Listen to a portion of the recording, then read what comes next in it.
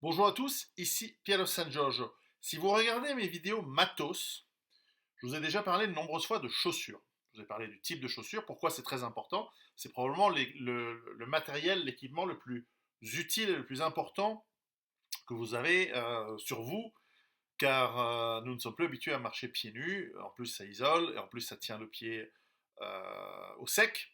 Donc, c'est très important. La chaussure, c'est le plus important. Après, il y a la chaussette.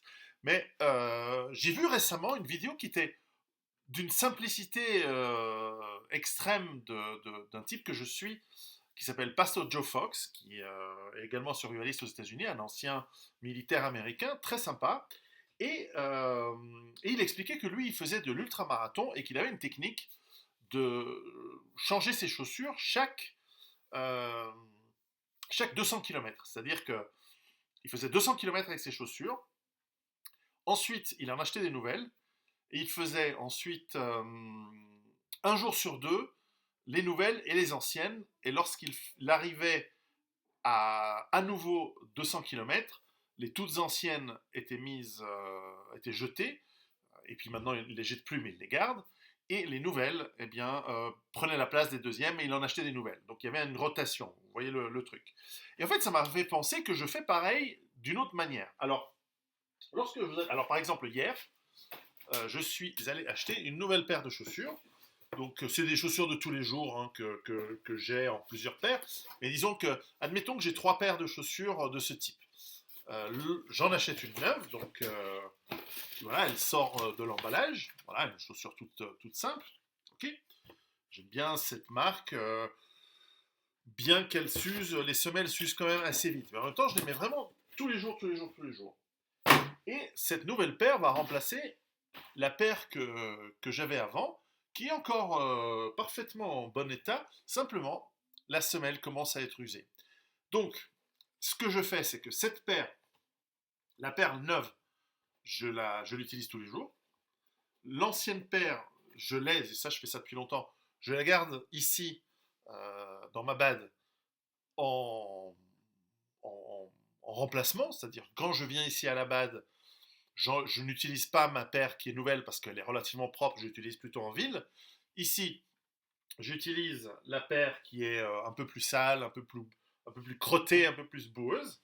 Et puis, lorsque je les ai au pied, lorsque je suis ici dans ma ferme et que je n'ai pas besoin d'avoir des chaussures performantes et qui grippent, etc., j'utilise des chaussures qui sont très usées.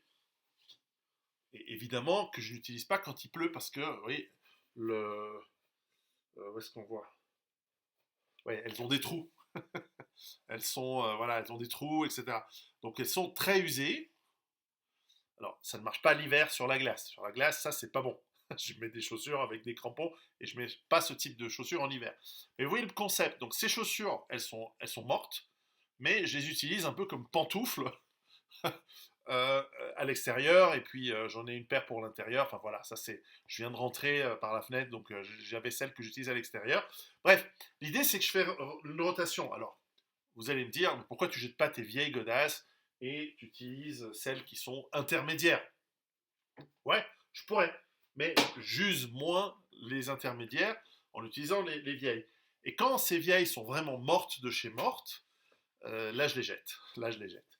Ce que je pourrais faire, et peut-être que vous pouvez faire, vous avez peut-être vos trucs, c'est que les chaussures intermédiaires, au lieu de les utiliser, vous les mettez en stock. Vous les mettez dans une caisse, à la cave, au grenier, etc. Et vous les accumulez. Pourquoi accumuler des chaussures qui sont encore utilisables, mais pas totalement mortes? Eh bien, si un jour vous accueillez des gens dans votre ferme, vous pouvez être parce que c'est une crise ou parce qu'il y a un moment difficile, vous pouvez être certain qu'ils vont arriver avec une paire de chaussures. Et peut-être une paire de chaussures qui ne sera pas tout à fait adéquate et usée.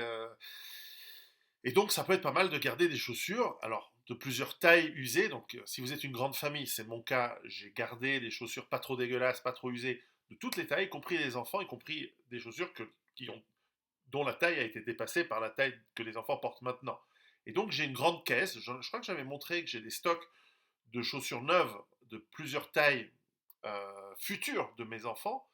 mais les anciennes tailles dans la ferme, et bien sûr les anciennes tailles, eh bien celles qui sont pas trop dégueulasses, qui sont pas trop usées, alors ça c'est un peu, ça va encore, c'est pas génial mais ça va. Eh ben je les garde dans une grande caisse et elles me serviront un jour peut-être pour si d'un coup il y a une famille qui arrive, d'amis et de gens que je sais qui doivent venir.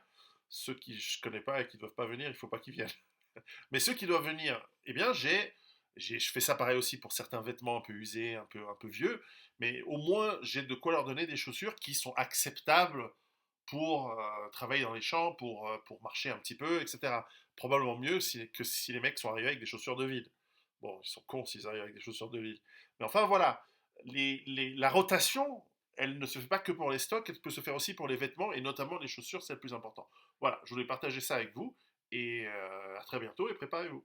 Ciao